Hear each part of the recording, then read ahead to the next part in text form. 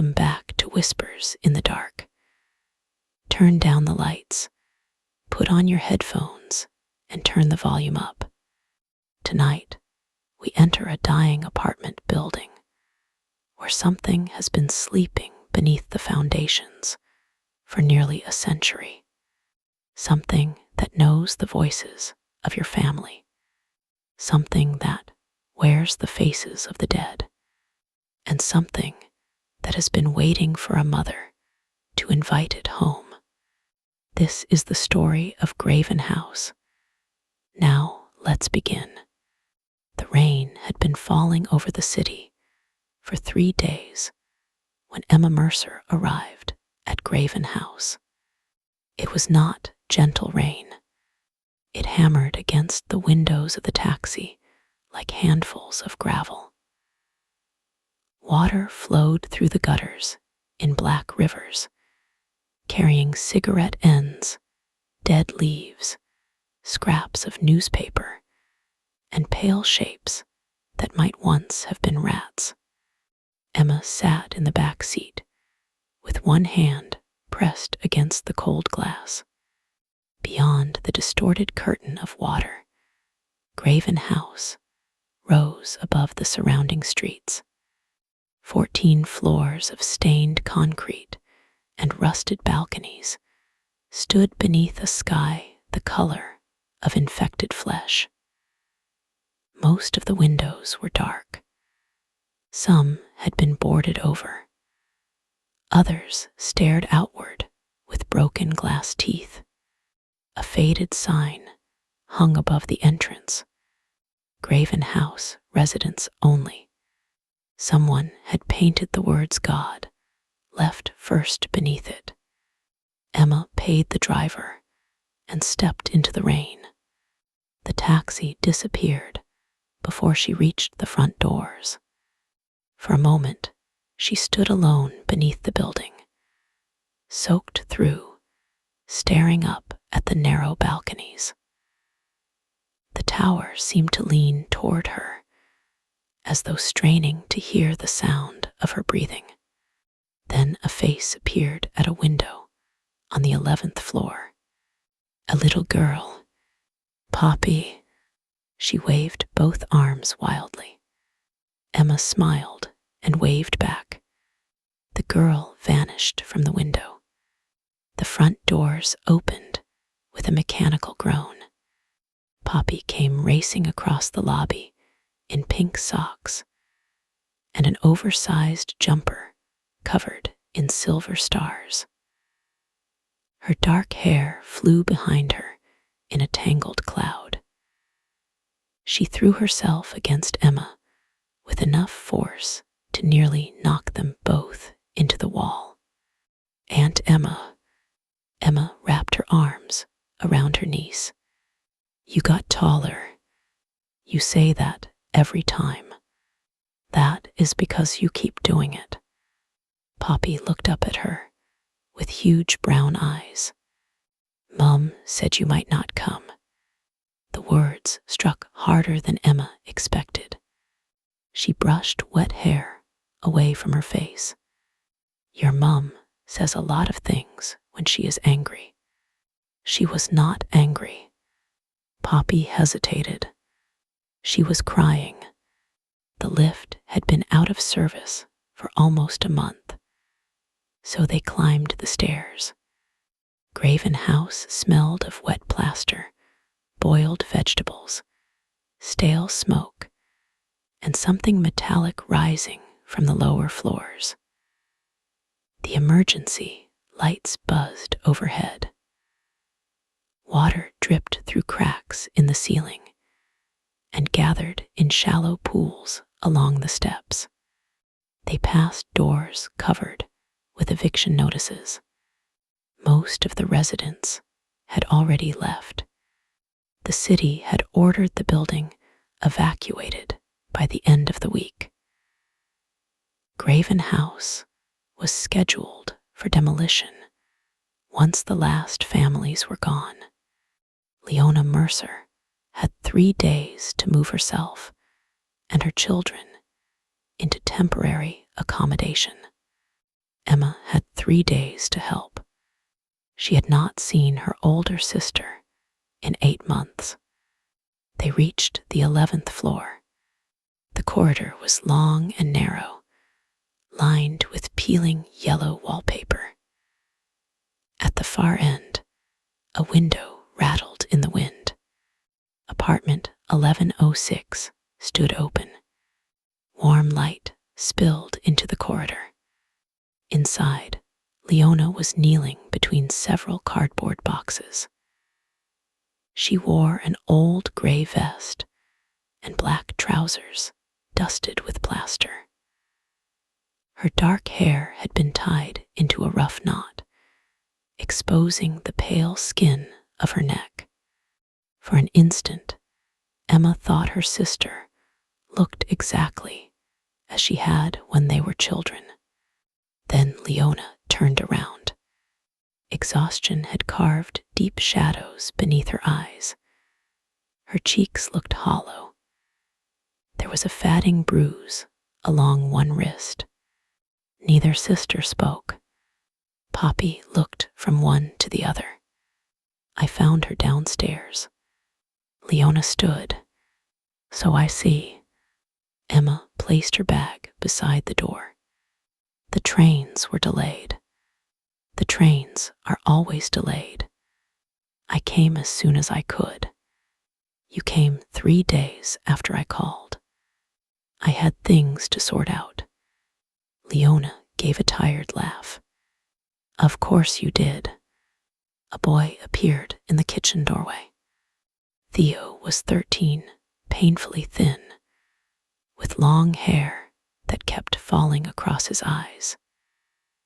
He held a small screwdriver in one hand and a dismantled radio in the other. Aunt Emma. Emma opened her arms, but Theo only gave her an awkward nod. Behind him, Iris sat at the kitchen table, painting black varnish onto her fingernails. At 17, Iris had inherited her mother's sharp cheekbones and Emma's habit of watching people as though she expected them to lie. You actually came, Iris said. I said I would. Iris blew gently across her nails. You say a lot of things. Leona looked away. Emma felt the old family wounds opening before she had even removed her coat. She forced a smile. Great, everyone hates me. It is good to be home. Poppy laughed. Theo almost smiled. Leona did not. Dinner consisted of pasta, tinned tomatoes, and the last of the grated cheese. The rain continued beating against the windows. Leona explained that the removal company had canceled because several streets had flooded. The council flat would not be ready until Friday. The electricity in Graven House was unreliable. The water pressure came and went. Someone had broken into the basement storage cages 2 nights earlier. Emma listened while trying not to stare at the bruise on Leona's wrist. Eventually she asked, "Where is Marcus?" The children became silent. Leona pushed food around her plate. Gone. Gone where? I do not know. For how long? Long enough. Emma lowered her voice. Did he hurt you? Leona's fork struck the plate. I do not need you to arrive after 8 months and start fixing things. I am not trying to fix you. That is what you always do. Poppy stared into her bowl. Theo turned the radio dial, even though the radio was not working. Emma stood. I am going for some air. There is a storm outside. I meant the corridor. She left before Leona could answer. The hallway seemed colder than before. Emma walked toward the stairwell and stopped beside the window. The glass shook in its frame. Far below, the streets had become shining black veins beneath the city lights. She heard the apartment door open behind her. Iris approached. Mom has been scared since Marcus left. Emma looked at her, scared of him, scared of everything. Iris leaned against the wall. She hears things in the pipes at night. What things? Voices. Emma waited for Iris to smile. She did not. She says it is the neighbors, Iris continued. But the flats above us are empty. Before Emma could respond, the lights flickered. A low vibration moved through the floor. The window rattled violently. Somewhere deep below them, metal screamed. The entire building lurched. Emma struck the wall shoulder first. Iris fell to her knees. Inside the apartment, dishes shattered and Poppy cried out. Then came a sound from beneath Graven House. A dull, enormous impact. It sounded as though something buried under the foundations had struck the building from below. The lights went out. For several seconds, there was only darkness, rain, and the distant sound of car alarms. Emergency. Lamps blinked red along the corridor. Leona appeared in the doorway, holding Poppy. Theo stood behind her with a torch. What was that? Iris asked. Probably the foundations shifting, Leona said. That is not better, Emma replied. A smell drifted up the stairwell. Wet soil, rust, and something sweetly rotten. Theo shone his torch toward the stairs. We should check the fuse box. No, Leona said immediately. The breakers are in the basement. I said no. Theo looked embarrassed. Emma touched his shoulder. We will wait for the emergency power. The emergency power did not return. 10 minutes later, a man named Mr. Vale knocked on the door. He lived in apartment 1102 and had been appointed the unofficial caretaker after the building manager stopped answering his phone. He was in his 70s, broad-shouldered despite his age, with a white beard and cloudy eyes. The lower stairwell has cracked, he said. Part of the basement ceiling came down. The main doors are jammed. Can we get out through the fire exit? Emma asked. Flooded alley. Water is already waist high. Leona tightened her grip on Poppy. Mr. Vale raised an old lantern. I am checking the utility room. The pumps might still work. Theo stepped forward. I can help. Leona opened her mouth to object. Emma spoke first. I will go with him. Theo looked disappointed. Mr. Vale shook his head. I could use the boy. He knows more about that fuse box than any of us. After several minutes of argument, Leona agreed on the condition that Emma went too. They descended together. Mr. Vale led the way, followed by Theo and Emma. Each floor was darker than the one above it. The emergency lights faded from red to a weak brown glow. Water streamed down the stairwell walls. Somewhere behind the apartment doors, people were crying, praying, or shouting into dead mobile phones. On the 6th floor, they passed a woman standing barefoot in the corridor. She wore a white nightdress, stained yellow beneath the arms. "Did you hear it?" she whispered. Mr. Vale kept walking. The woman looked at Emma. The woman under the floor. Emma glanced back. The corridor was empty. At the 2nd floor, the stairwell had split from wall to wall. A jagged crack ran beneath the steps. Through it came a faint, warm breath that smelled like a butcher's drain. Theo crouched beside the opening. "Something is moving down there." Emma pulled him back. "It is water."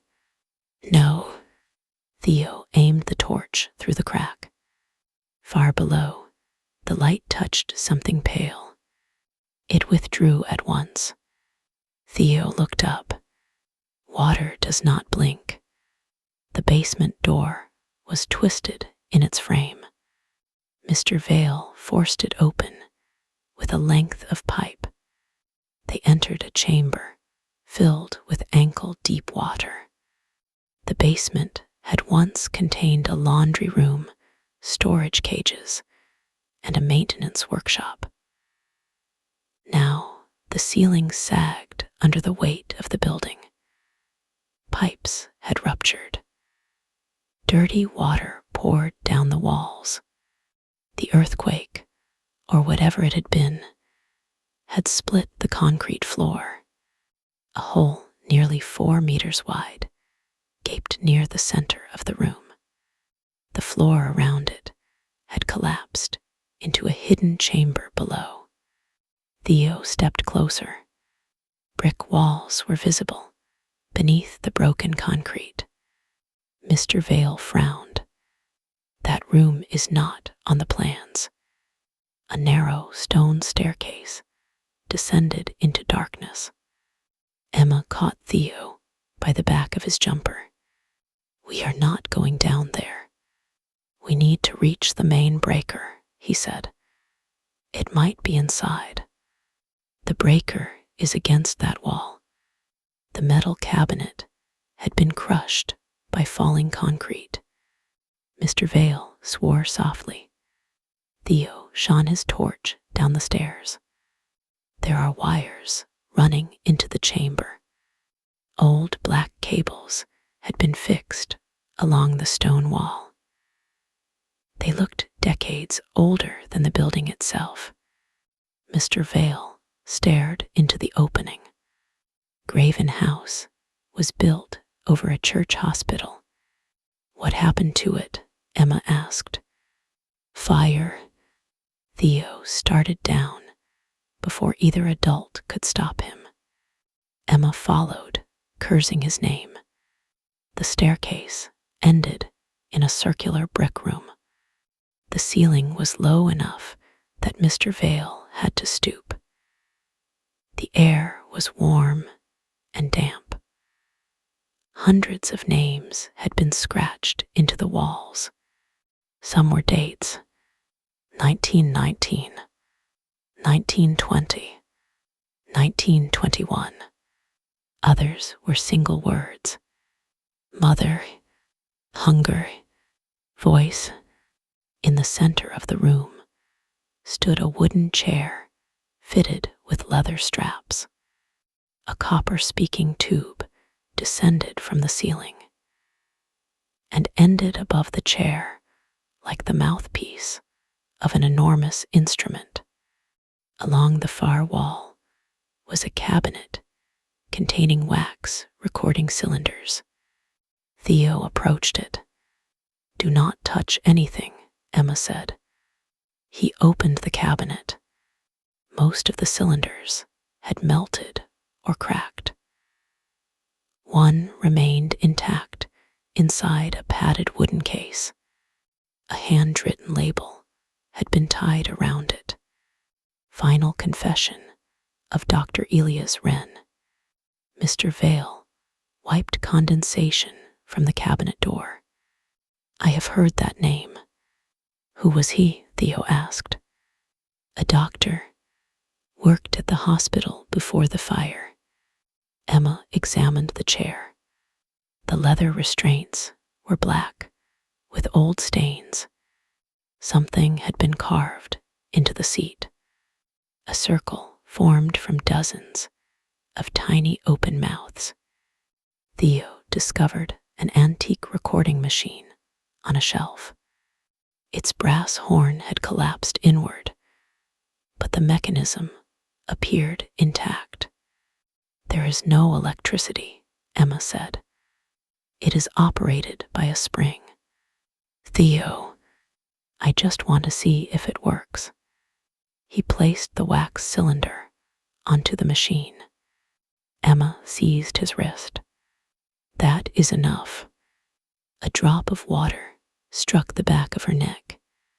She looked up. The copper speaking tube was dripping. The liquid was too dark to be water. It ran down her collar. Theo twisted free and turned the handle. The recording machine crackled. A man's voice emerged from the damaged horn. This is Dr. Elias Wren. June 17th, 1931. There are no patients left alive. The cylinder hissed. Mr. Vale stared at the machine.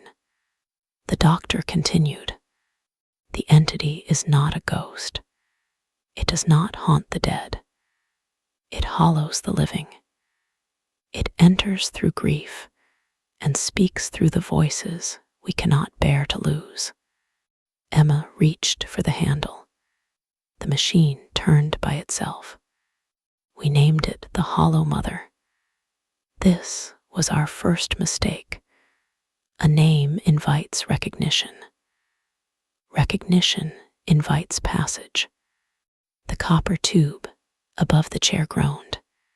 A breath traveled through it, not from the ceiling downward, from beneath the chair upward.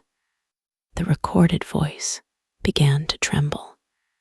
It took the tongues first. It required them to imitate us. Then the eyes, so it could see who we loved. Then the hands, so it could touch them. Theo backed away. The wax cylinder turned faster. We sealed it beneath the hospital. We burned the upper floors with every infected soul inside. God forgive us. If this chamber is opened, do not listen when it calls you by name. A woman whispered through the copper tube. Emma. Emma froze. The voice belonged to her mother. Her mother had been dead for 11 years. Little bird, the voice whispered. It was the childhood name only her mother had used. Emma stared at the dark opening of the tube. Little bird, come closer. The recording machine screamed with a burst of static. The wax cylinder split. Every light in the basement flashed white. For one impossible second, Emma saw figures standing around the chair. Dozens of burned patients with straps cutting into their flesh. Their heads were tilted back. Their mouths were open. Their tongues had been removed. Then darkness returned. Mr. Vale grabbed Theo. Upstairs, they ran. Behind them, the recording machine continued turning. The broken cylinder played a single sentence again and again. A name invites passage. By the time they reached the 11th floor, the electricity had returned. Every bulb in the corridor burned with painful brightness. Leona stood outside the apartment. Her bare feet were surrounded by broken glass. Where have you been? She asked. Emma slowed. Something was wrong with her sister's voice. It sounded too calm. The basement, Emma said. There was an old room. Leona stared at Theo. What did you find? Nothing, Emma answered. Leona's eyes moved toward the wax dust on Theo's sleeve. Then she smiled. The smile lasted a little too long. Inside the apartment, Leona washed a cut on Theo's hand. Emma explained what they had found. Iris laughed at first. Then she noticed that nobody else was laughing. A demon in the basement, she said. That is your explanation. I am not saying it was a demon. You said it knew Grandma's voice. I heard a recording. You said it spoke your name. The acoustics were strange. Leona wrapped gauze around Theo's palm. Your aunt has always heard what she wants to hear. Emma looked at her. What is that supposed to mean? You heard Mum calling for you at the hospital too. Emma's face went cold. Leona had promised never to mention that night in front of the children.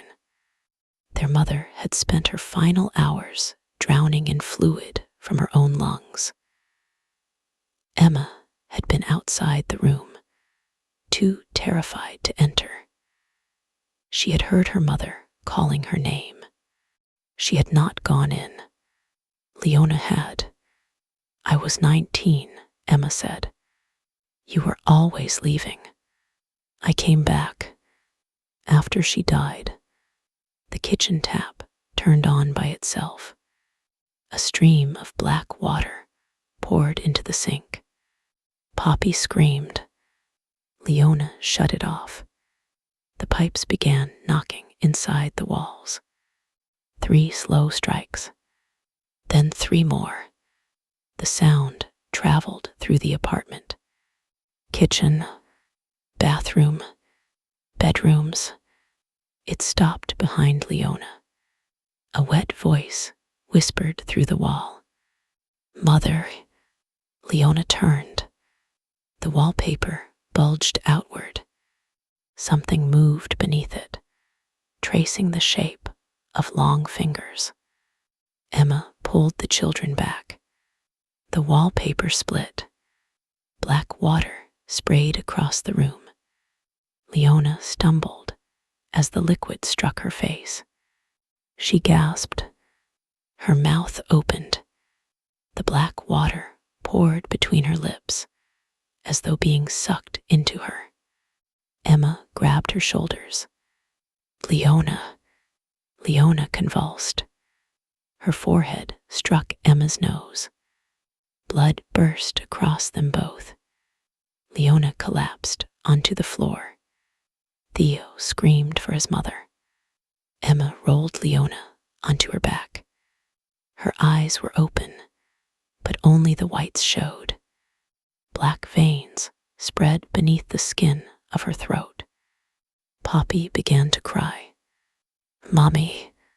Leona's body went still. Emma pressed 2 fingers against her neck.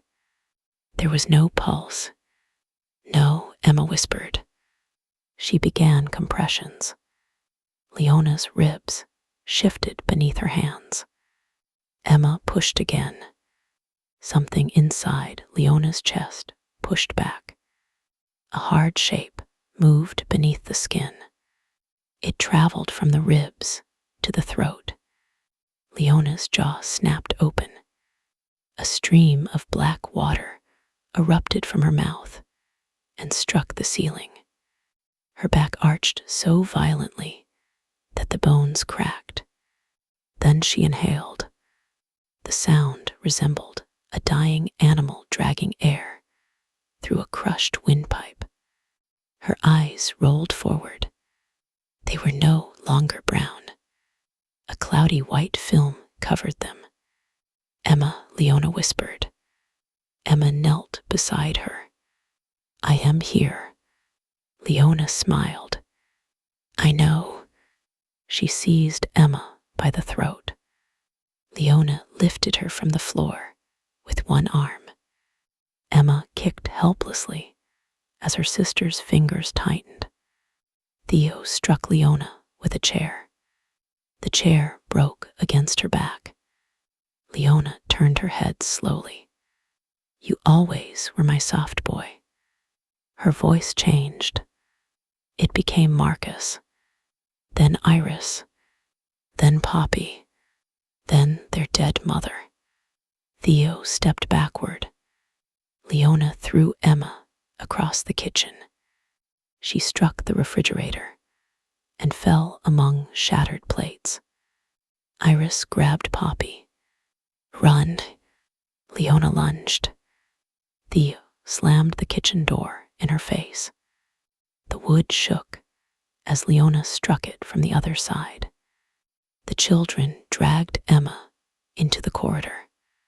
Mr. Vale emerged from his apartment, carrying the iron pipe. What happened? The kitchen door exploded outward. Leona crawled through the broken frame. Her arms and legs moved in violent, insect-like jerks. Blood streamed from her mouth. Splinters protruded from her cheeks. Mr. Vale raised the pipe. Leona looked at him. "Arthur." The old man froze. A young woman's voice came from Leona's throat. "Daddy." Mr. Vale's face collapsed with grief. "Clara." Leona rushed forward. She drove her fingers into his mouth. Mr. Vale tried to scream. Leona gripped his lower jaw and pulled. The skin tore first, then the muscles. There was a brittle crack as the jawbone separated from the skull. Blood sprayed across the corridor wall. Mr. Vale fell backward, choking through the ragged hole beneath his tongue. Leona held his jaw in both hands. She studied it with childlike curiosity. Then she bit into the tongue still attached to it. Poppy shrieked. Emma forced herself upright. Stairs now. They ran. Leona followed slowly, chewing as she walked. Blood ran down her chin. "You cannot leave me," she called. The voice was Leona again. "I am your sister." Emma pushed the children into the stairwell. The lights failed. In the darkness, Leona laughed. The sound traveled down every floor at once. They reached the 10th floor before Emma heard Poppy cry out. A hand had seized the girl through the railing. Leona was hanging beneath the stairs, her body folded at an impossible angle. She pulled Poppy toward the gap. Emma grabbed the child's arms. Leona's fingernails sank into Poppy's ankle. Blood filled the little girl's sock. Iris stamped on her mother's wrist. Leona looked up at her. Ungrateful thing. Her free hand shot between the rails and caught Iris by the hair. She slammed Iris's face into the metal railing. Once, twice. On the third impact, Iris's eyebrow split open.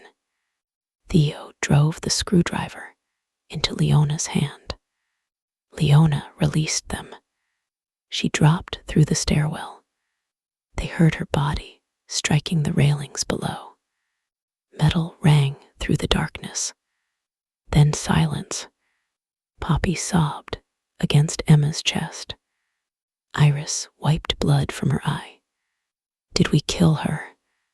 A voice rose from the lower floors. "Iris." Leona began climbing, not using the stairs, using the walls. Her fingers punched into the plaster.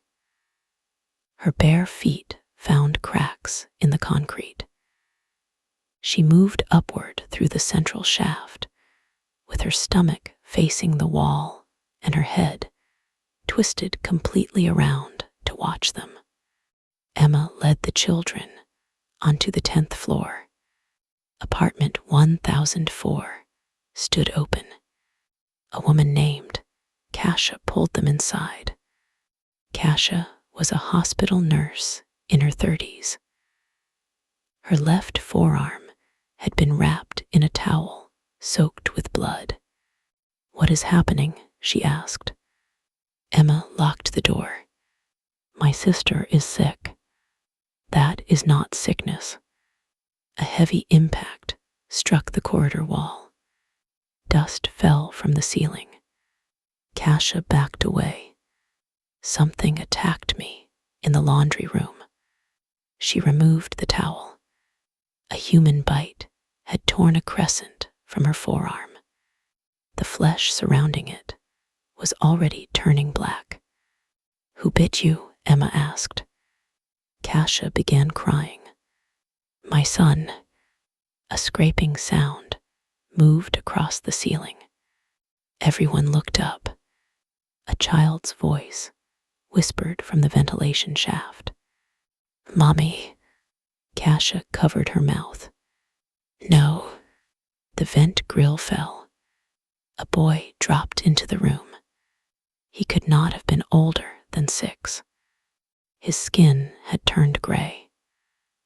Both eyes had ruptured, leaving dark cavities streaked with blood. His mouth stretched almost to his ears, split wider by deep cuts in his cheeks. "Mommy," he said. Kasia stepped toward him. Emma caught her arm. "That is not your son." The boy's head tilted. "Then why does she still love me?" He leapt. Kasia raised her injured arm. His teeth sank into the wound. Kasia screamed as he tore free a strip of muscle. Iris grabbed a lamp and struck his skull. The first blow shattered the bulb. The second caved in the side of his head. The boy fell, twitching. Kasia dropped beside him. Her remaining hand touched his bloody hair. "Oh, Gabriel." The boy opened his ruined eyes.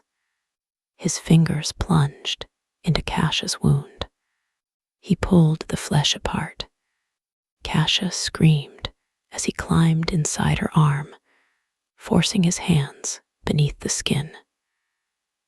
The blackened wound split from wrist to elbow. Emma seized the boy by the legs and dragged him away.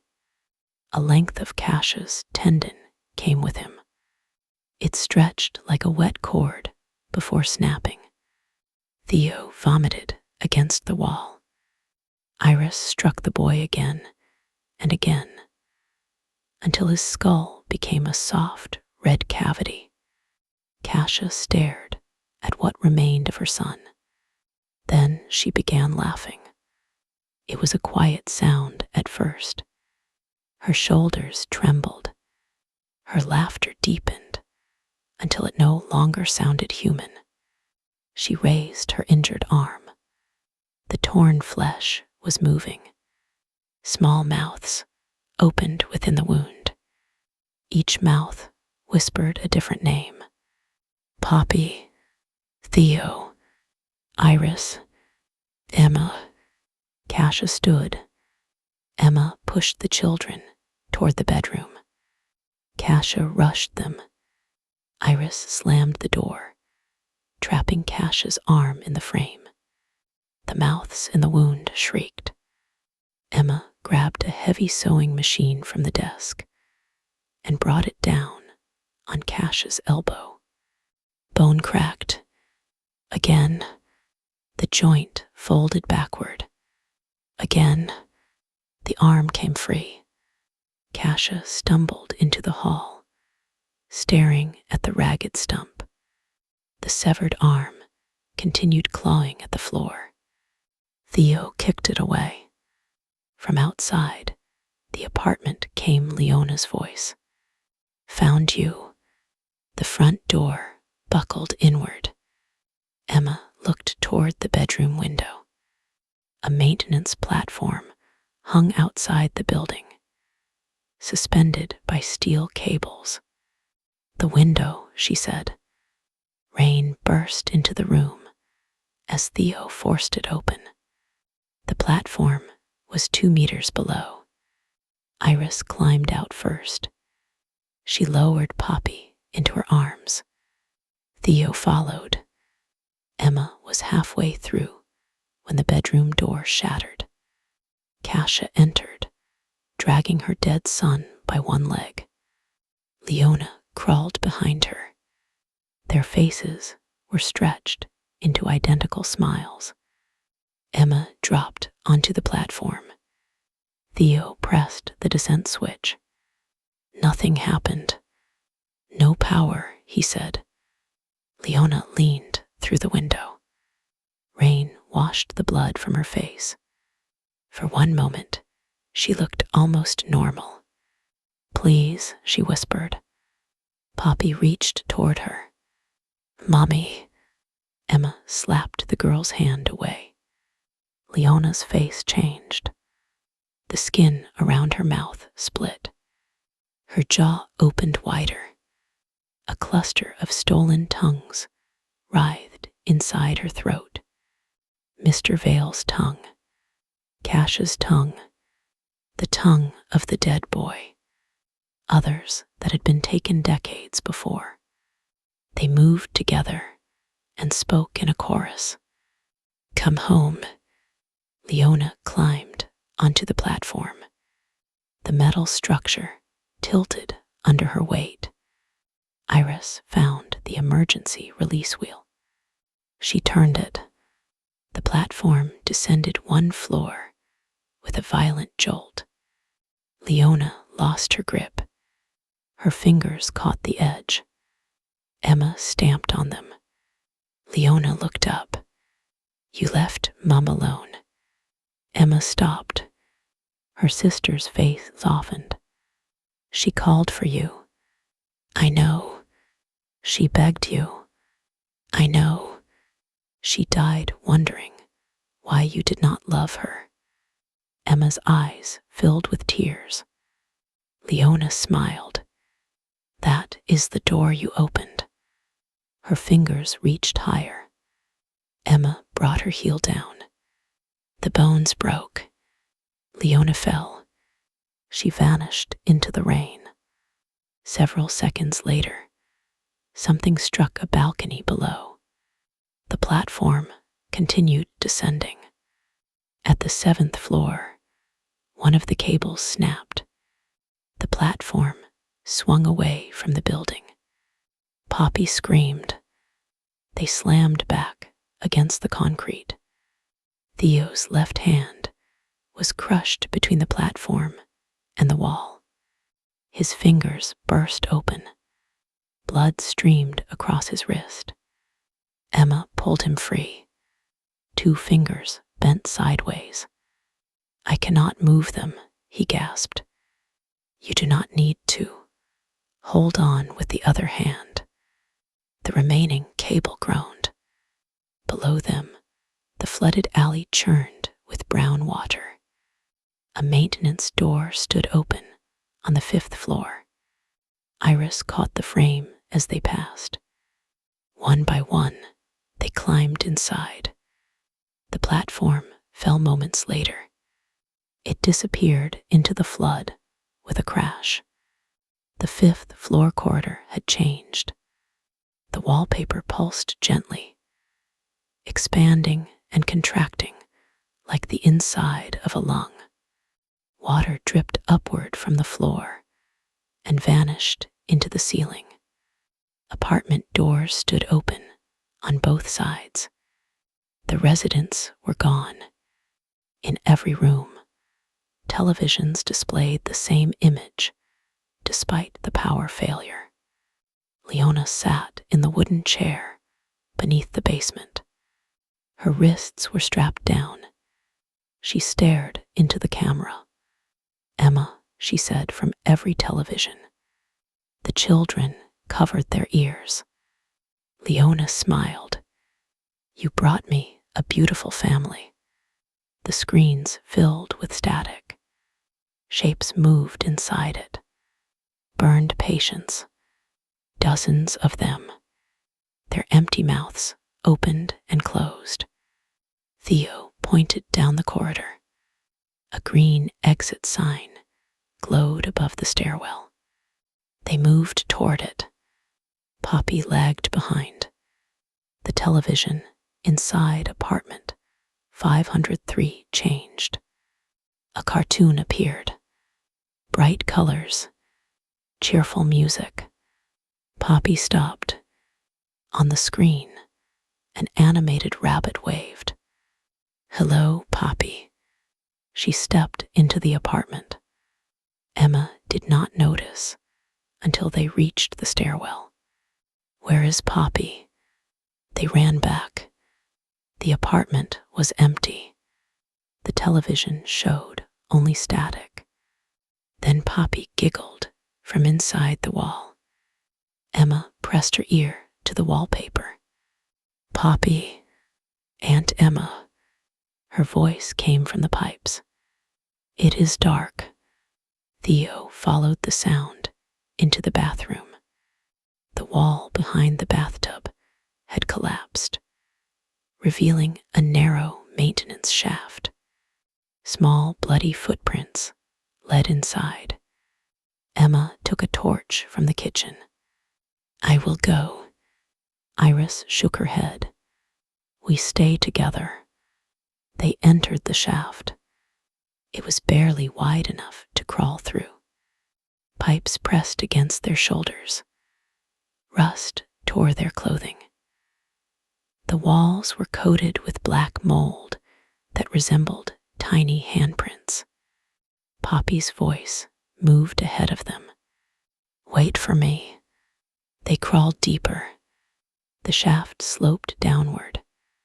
Emma's palms sank into something warm. She aimed the torch. A human tongue lay on the metal floor. It twitched beneath her hand. More tongues covered the passage ahead. Hundreds of them. Some were fresh and red. Others had dried to black strips. They moved slowly, dragging themselves through the shaft like slugs. The children screamed. The tongues began whispering. Every voice was different. "Mom, help. It hurts. Do not leave me." One wrapped around Theo's injured hand. It forced itself into the split flesh of his crushed finger. Theo screamed. Emma tore it free with her teeth.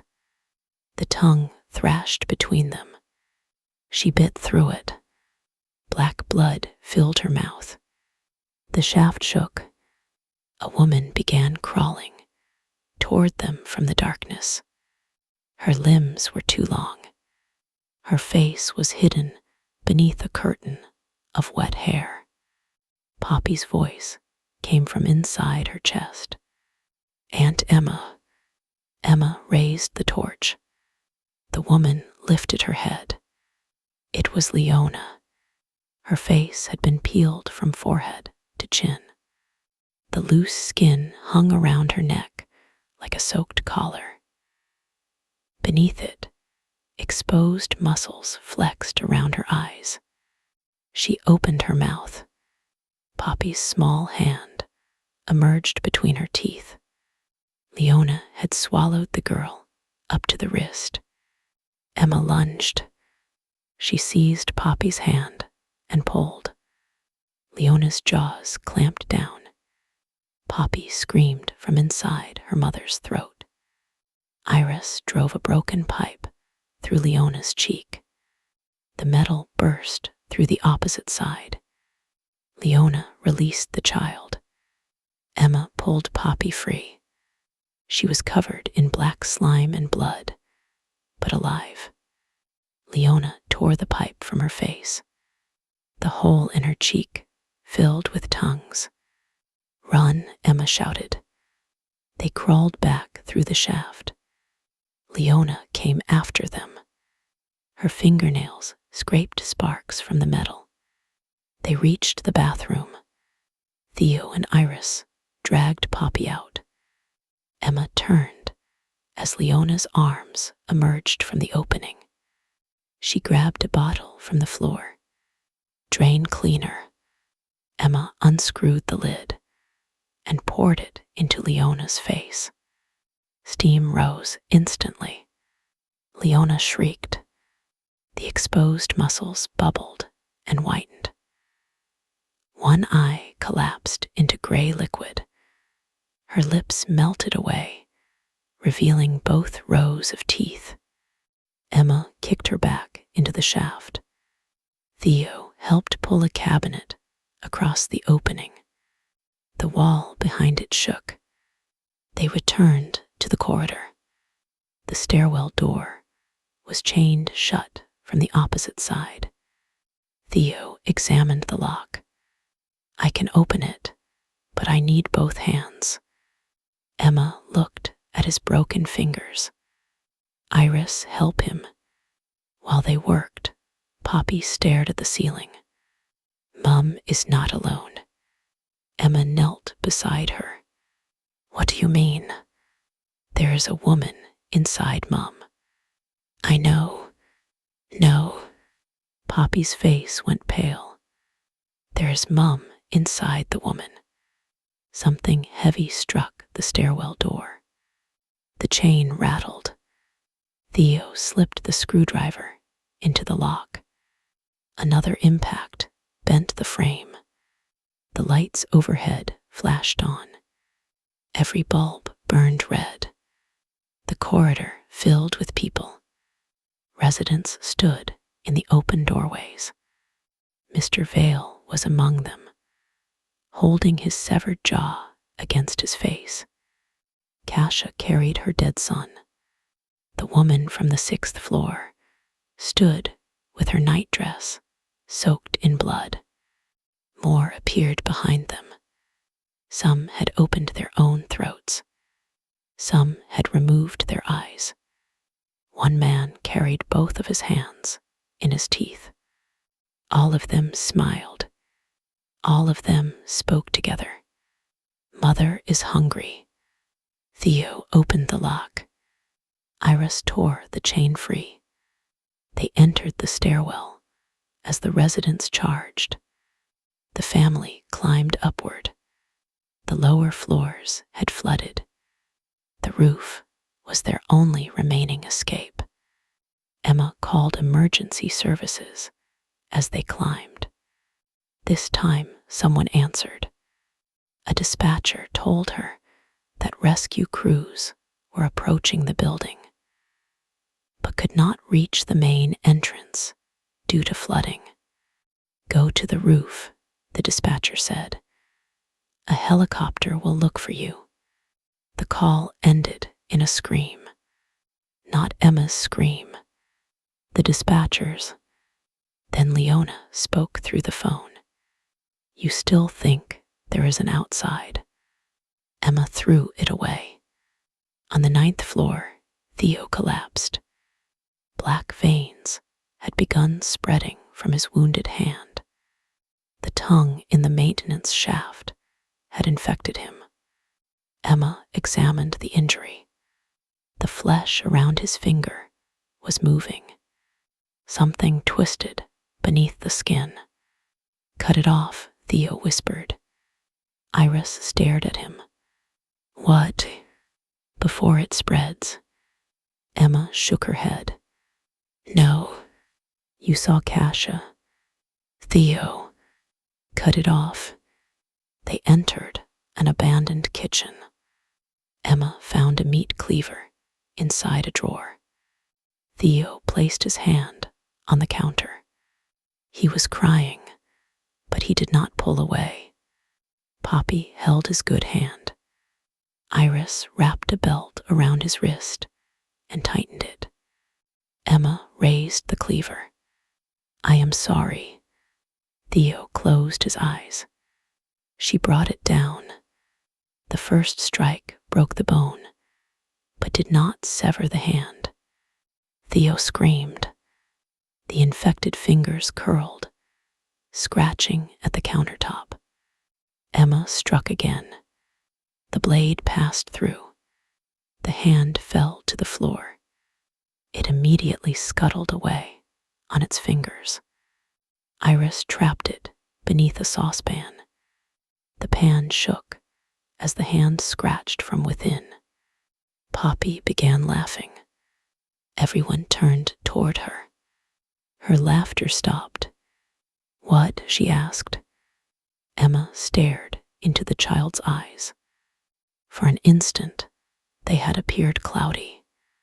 Then they were normal again. Emma wrapped Theo's wrist. The stairwell door opened. Leona stood outside. Most of the skin on her face was gone. The remaining pieces hung in strips from her jaw. Drain cleaner had eaten deep holes into her neck, yet her voice was gentle. Children. Theo gripped the cleaver. Stay away. Leona looked at his severed wrist. My poor boy. She stepped forward. Iris threw the pan. It struck Leona's chest. Theo's infected hand crawled out and climbed up his mother's body.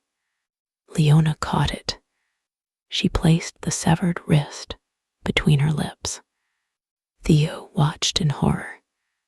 Leona swallowed his hand whole. The black veins beneath her throat faded. They reappeared beneath Theo's skin. His back arched. The infection had not been contained.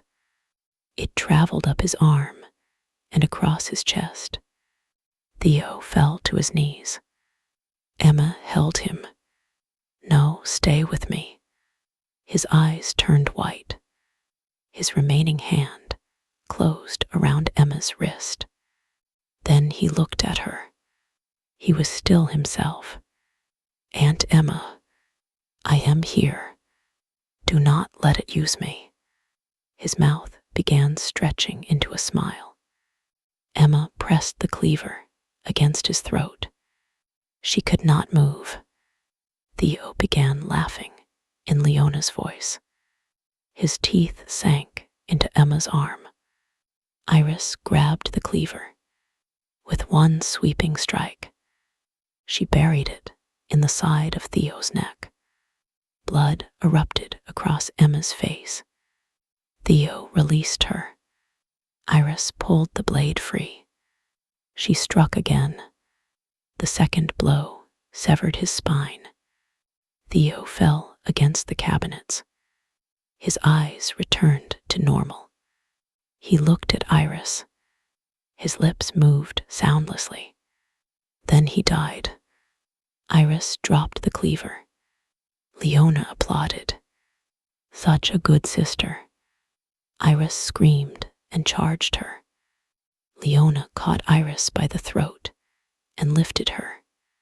Emma drove her shoulder into Leona's stomach. All three crashed into the corridor. Leona released Iris. Emma seized the cleaver and hacked into her sister's knee. The leg bent backward. Leona laughed. She dragged herself after them, using her arms. Emma, Iris, and Poppy ran for the stairs. Theo's body sat upright behind them. His head hung sideways from the ruined neck. He began crawling. The roof door was 3 floors above. Every level they passed filled with the sound of pursuing feet. The infected residents were climbing behind them. Some ran, some crawled, others dragged shattered limbs up the steps. At the 13th floor, Iris slipped in blood. A hand reached through the railing and seized her ankle. Mr. Vale pulled himself upward. His jaw hung from one strip of flesh. Iris kicked him in the face. His remaining teeth closed around her calf. He tore away a chunk of skin. Emma drove the cleaver through the top of his skull. The blade became trapped. She left it there. They reached the roof door. Locked. Emma struck the metal with both fists. No. Iris searched the wall. There is a fire axe. The glass case was empty. Someone had written a message inside using blood. She is already with you. Emma turned. Poppy stood halfway down the stairs.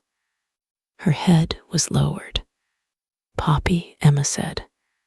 The girl looked up. Cloudy white covered her eyes. A smile spread across her face. Mummy says you have to stop running. Iris began crying. No, not her. Poppy's small body convulsed. Her shoulders dislocated with soft pops. Her arms lengthened as the joints pulled apart. The skin split along her spine. Tiny mouths opened inside the wound. Each mouth had Poppy's voice. Aunt Emma, help me. It hurts. I am still here. The largest mouth whispered, kill me. Emma could not breathe. Poppy began climbing the stairs on all fours. Iris pushed Emma aside and kicked the roof door. It did not move. The infected residents appeared below Poppy. Leona dragged herself among them. Theo crawled at her side. The family looked up at Emma. Mother, son, niece, all smiling. Iris found a metal pipe and forced it through the roof door handle. Together, she and Emma pulled. The lock tore free. They stumbled onto the roof. Wind and rain struck them. The city spread below, drowned in darkness. The rooftop water tank rose at the center of the building. A red warning light flashed beside it. Emma slammed the door and jammed the pipe through the handle. It would not hold for long. Iris searched the sky. There is no helicopter. They said it was coming. They lied. The roof door shook. Poppy giggled from the other side. Emma noticed a maintenance ladder leading down the rear of the building. It ended above a narrow service bridge connecting Graven House to a neighboring car park. That is our way out. They ran toward it. The water tank groaned. Its metal sides bulged outward. A hand pressed from within. Then another. Then dozens. The tank burst. Black water exploded across the roof. Bodies poured out with it. Burned patients wearing the remains of hospital gowns. Their tongues had been removed. Their empty mouths stretched in silent screams. They crawled toward Emma and Iris. The roof door flew open. Leona emerged. Her ruined leg dragged behind her. Theo clung to her back. Poppy crawled beneath her stomach. The three bodies had begun growing together. Black veins bound their flesh. Theo's ribs pierced Leona's shoulders like hooked bones.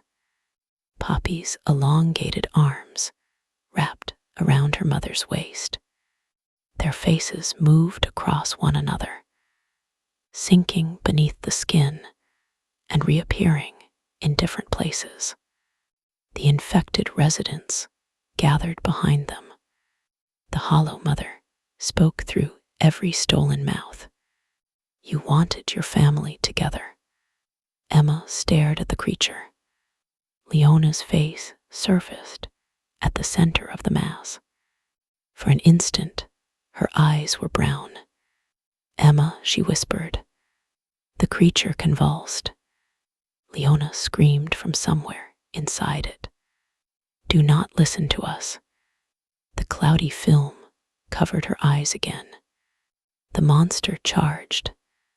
Emma and Iris ran toward the ladder. The creature struck Iris from behind. She slid across the flooded roof. Theo's arm stretched from the mass and caught her hair. Emma seized a loose electrical cable. The red warning light beside the water tank sparked. She wrapped the cable around her arm and tore it from the housing. The exposed wires spat blue sparks.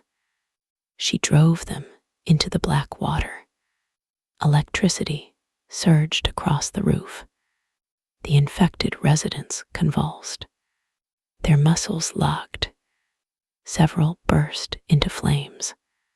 The creature screamed in the voices of everyone Emma had ever loved. Leona, Theo, Poppy, her mother. The smell of burning flesh filled the storm. Iris pulled free. They reached the ladder. Emma climbed over the edge. Iris followed. Above them, the electricity stopped. The creature crawled toward the roof edge. Its flesh smoked. Theo's face appeared upside down beneath Leona's ribs. You promised you would not leave me. Iris stopped. Emma looked up. Keep moving. That is Theo. It is not. I killed him. You saved him. Theo began crying. Iris, please. She started climbing upward. Emma caught her ankle. No. Theo's head stretched toward them on a length of exposed spine. His teeth closed around Iris's shoulder. He pulled her from the ladder. Emma held Iris's wrist. The creature pulled from above. Iris screamed as her arms stretched between them. The shoulder dislocated. Skin tore beneath her armpit. Blood washed down Emma's face. Let go, Iris cried. No, it will take you too. I am not leaving you. Iris looked down at her. For the first time that night, she smiled. You always come back too late. She released the ladder. Emma still held her wrist. Iris used her free hand to tear Emma's fingers away. One by one. I love you, Iris said. The creature dragged her onto the roof. Emma climbed after her. She reached the top in time to see Leona's body open. The ribs spread like jaws. Iris was pulled inside. Her scream stopped as the ribs closed. The creature swelled. Iris's face appeared beneath the skin of its chest. Emma stood in the rain. Everyone was gone. Her mother, her sister, Theo, Poppy, Iris, every person she had failed. The Hollow Mother towered before her, a pulsing mountain of family flesh. It spoke with all their voices. Now you can stay.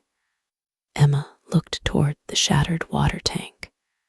A maintenance pump sat beside it, connected to a rotating steel intake blade, used to clear debris from the filtration pipe. She backed toward the machine. The creature followed. "You do not have to be alone," Leona whispered. Emma reached the pump controls. The power indicator was dead. She looked at the loose electrical cable. The creature rushed forward. Emma caught the cable and shoved the exposed wires into the control panel. The pump roared to life. The intake blade began turning. Emma threw herself aside. The creature struck the pump housing. Poppy's elongated arm was sucked into the intake. The blade tore it apart. Black blood sprayed across the roof. The monster screamed. Theo's head vanished into the spinning mechanism. His skull burst with a wet crack. Fragments of teeth and bone struck Emma's face. The creature tried to pull away.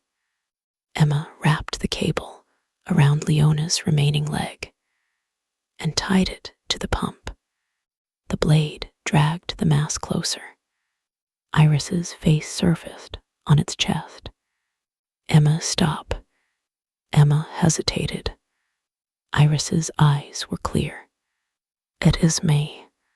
Tears ran down Emma's face. The expression changed. Iris grinned. Too late again. Emma kicked the creature into the intake. The spinning blade caught Leona at the waist. Her body folded around the machine. Bones cracked. Flesh twisted. The blade chewed through her stomach, dragging organs into the pipe in long, steaming ropes. Poppy's face split apart. Theo's broken ribs snapped one by one. Iris's head was pulled beneath the metal housing. Her final scream became a bubbling choke. Emma pressed the control lever forward. The blade spun faster. The creature came apart. Arms, faces, tangled intestines, sections of spine. Everything Emma loved was reduced to a thick red paste that poured across the roof and mixed with the rain. Leona's upper body remained. She dragged herself from the machine using one arm. Her face was almost gone. One brown eye stared at Emma. "Little bird," she whispered in their mother's voice. Emma seized a broken length of metal. She drove it through Leona's eye. The point burst from the back of her skull. Leona shuddered. Her mouth opened. The cluster of stolen tongues crawled out. Emma caught them and pulled. They kept coming. A wet rope of tongues stretched from Leona's throat. Emma wrapped them around the pump blade. The machine dragged them in. Leona's jaw tore away. Her neck opened. The Hollow Mother screamed from somewhere deep inside the building. The sound shook every window in Graven House. Then Leona's body collapsed. Stillness returned. Emma stood alone among the remains of her family. Dawn was beginning to lighten the clouds. In the distance, she heard sirens. She climbed down the rear ladder. The service bridge shook beneath her feet, but it held. She reached the neighboring car park as emergency vehicles entered the flooded street. Firefighters found her wandering barefoot between abandoned cars. She was covered from head to foot in blood. Most of it was not hers.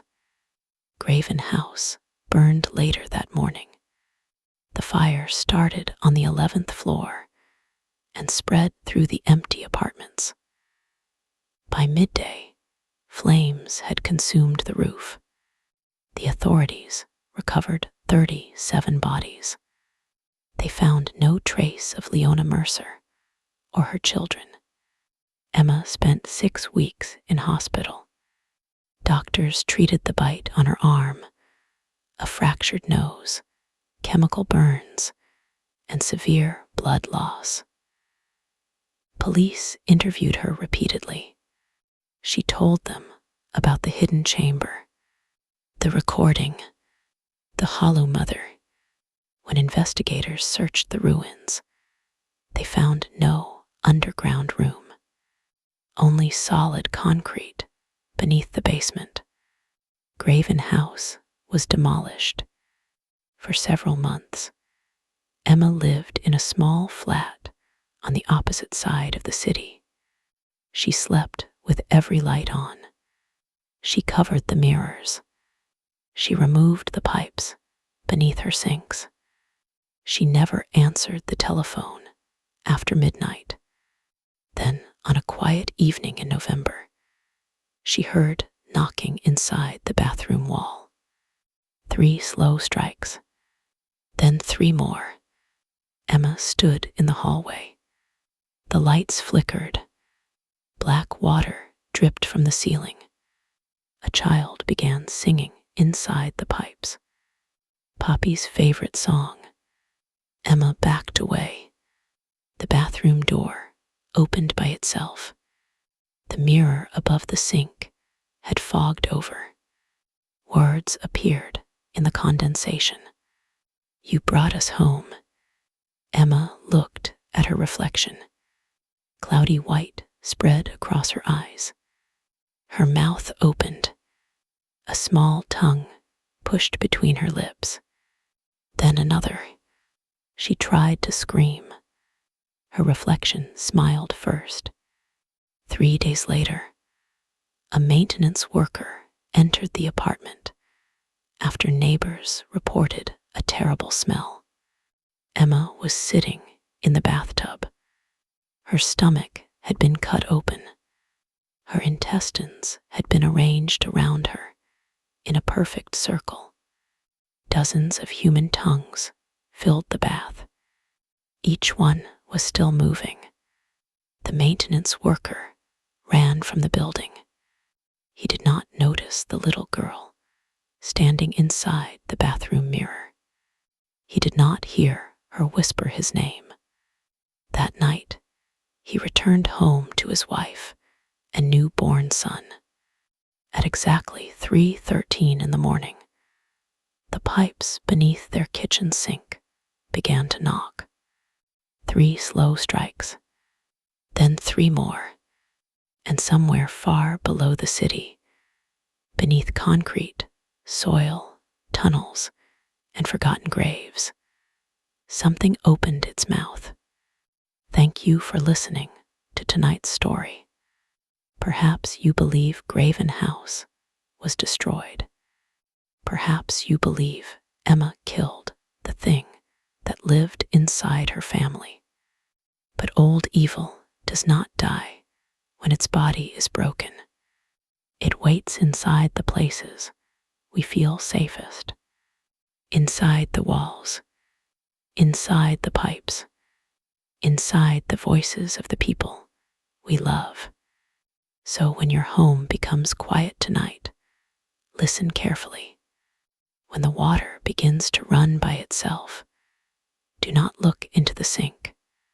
When someone you have lost calls your name from another room, do not answer. And when you hear 3 knocks from inside the wall, leave before the next 3 begin. Because once the hollow mother learns your name, it will never stop calling you home. Please remember to subscribe, leave a like, and share this story with someone who enjoys terrifying horror. Tell me in the comments whether you would have entered the hidden chamber beneath Graven House. And until the next nightmare, keep the doors locked, keep the lights burning, and never trust a familiar voice coming from the dark. Good night. Whispers of a love so true, painting dreams of me and you. and I'll hold you close in this moment so divine. Whispers of the night will forever intertwine.